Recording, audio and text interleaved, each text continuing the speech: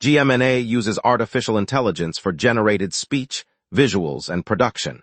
AI-generated content may contain errors. Please verify important information before making decisions or taking action.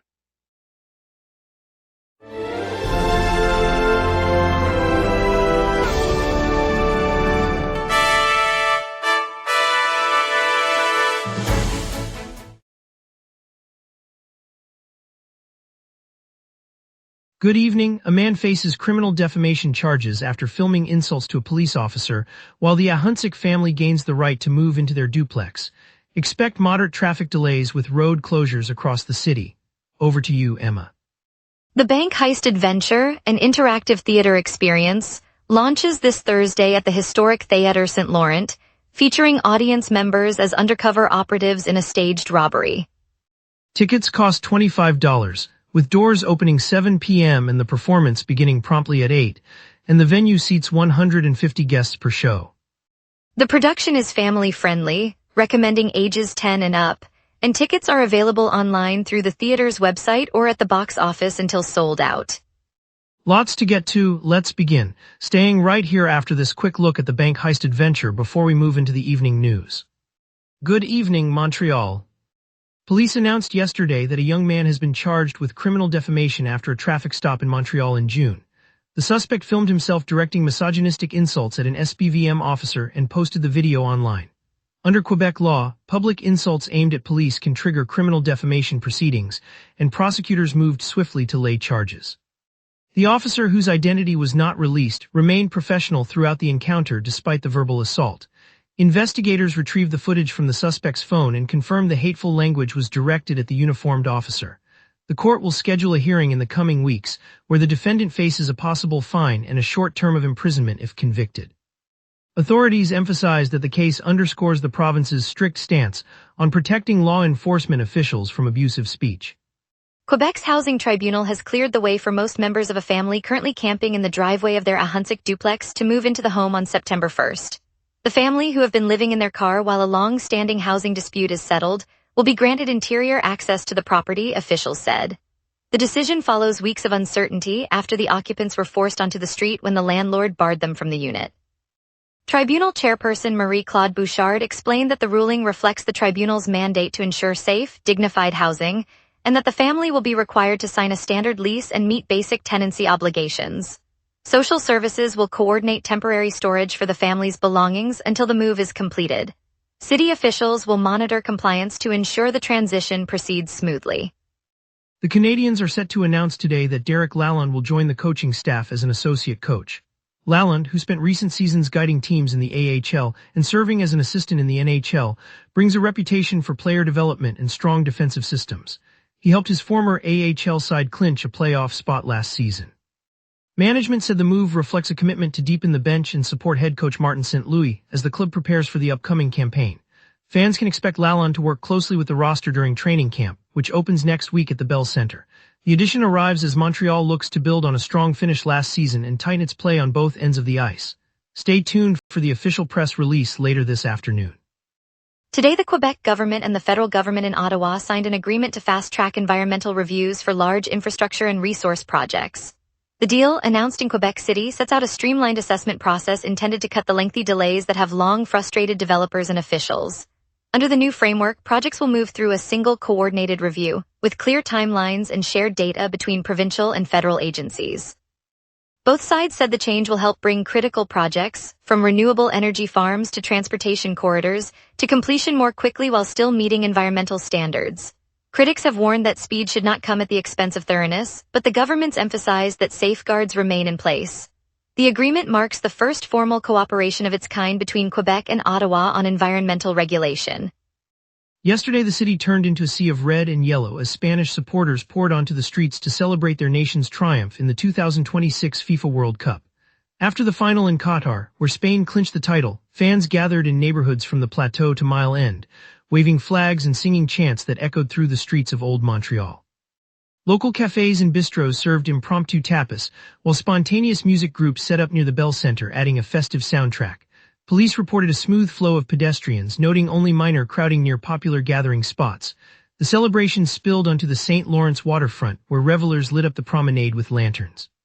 Organizers said the spontaneous outpouring reflected the passion of both expatriate Spaniards and Montreal residents who love the beautiful game.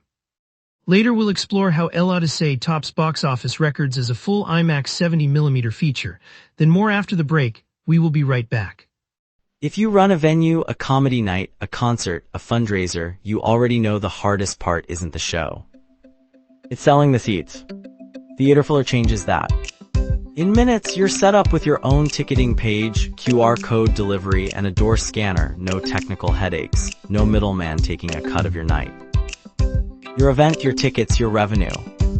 Go to theaterfiller.com and fill every seat. Welcome back, everyone. Thanks for staying with us. Up next, the local stories that matter to Montreal now. Our team will bring you the details.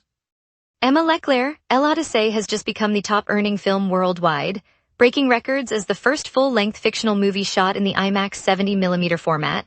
The spectacular, which premiered early this morning, tapped a wave of audience enthusiasm for the ultra-large screen experience, pushing ticket sales past every previous title.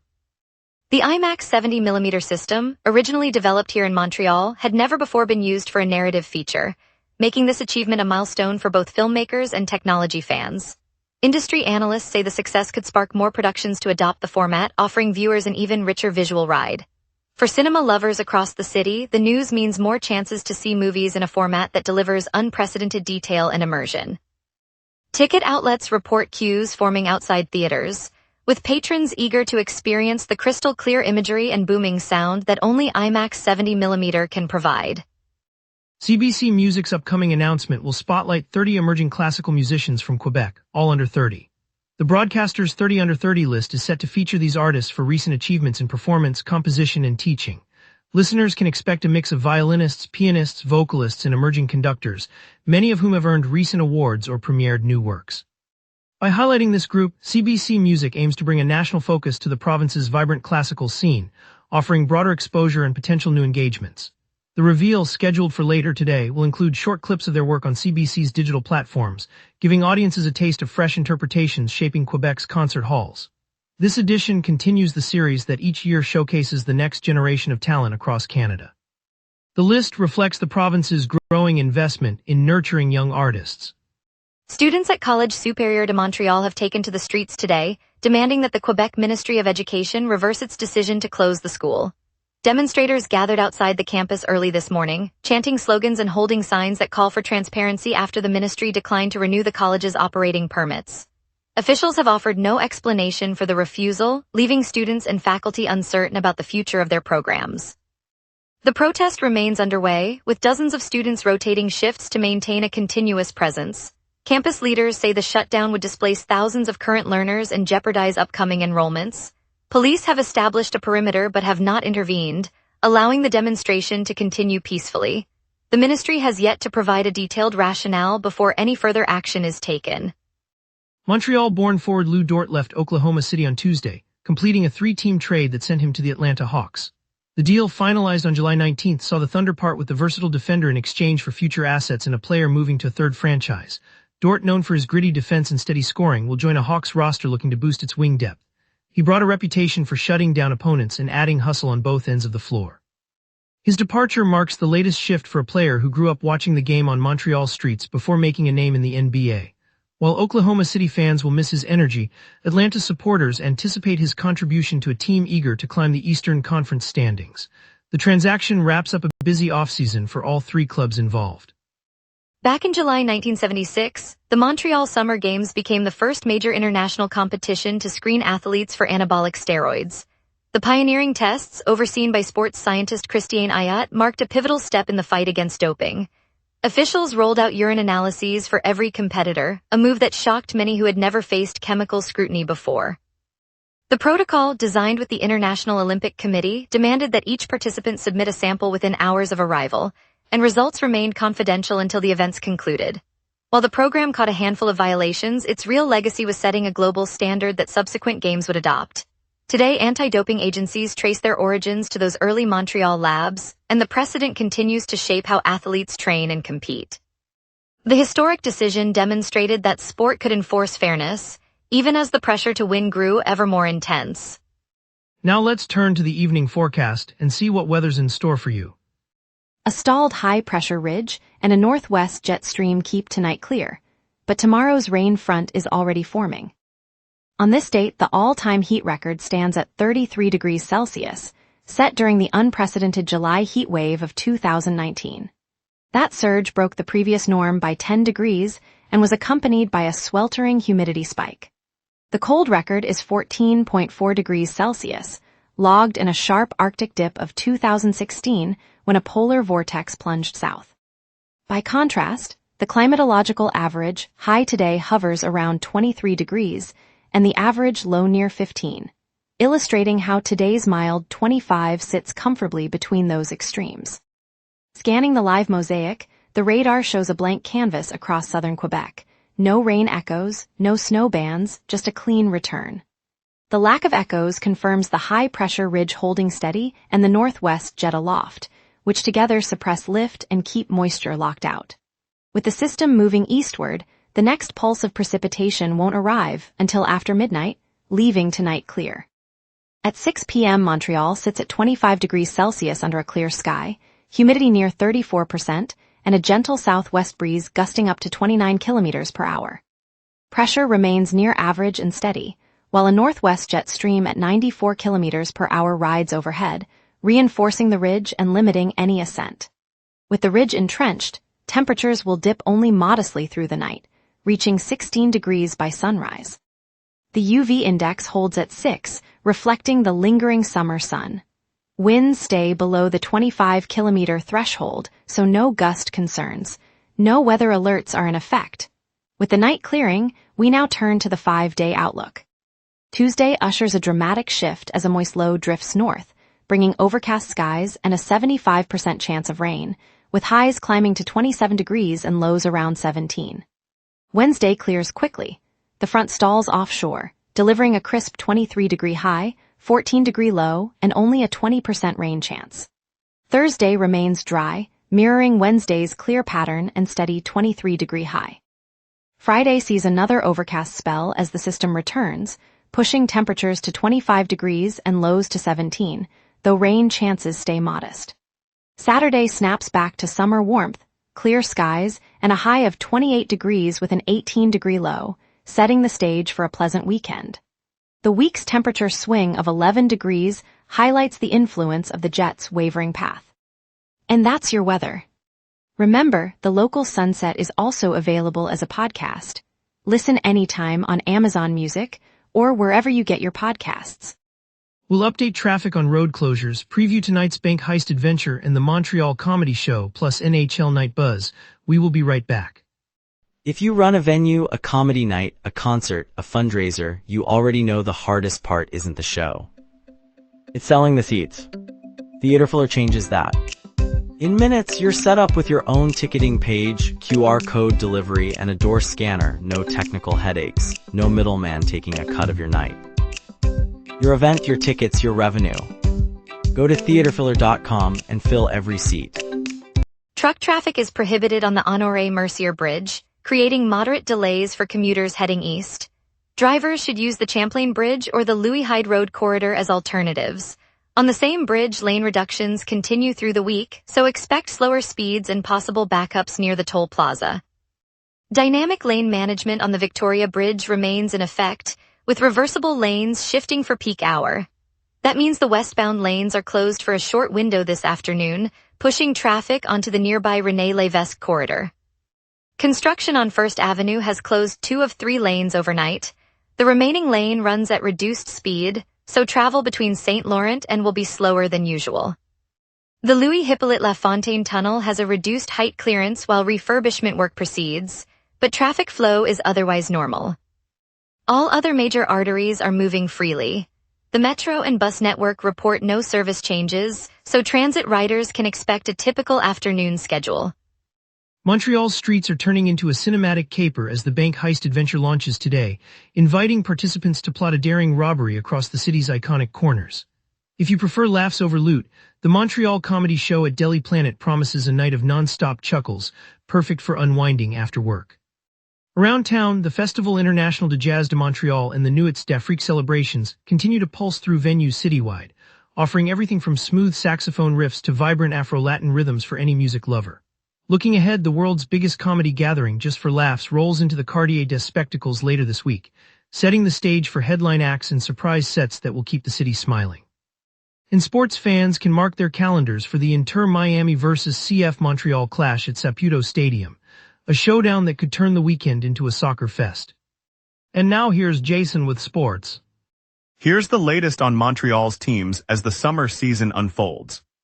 The Canadiens kick off the new campaign on the road, traveling to Toronto for an all-Canadian opening night clash on September 29.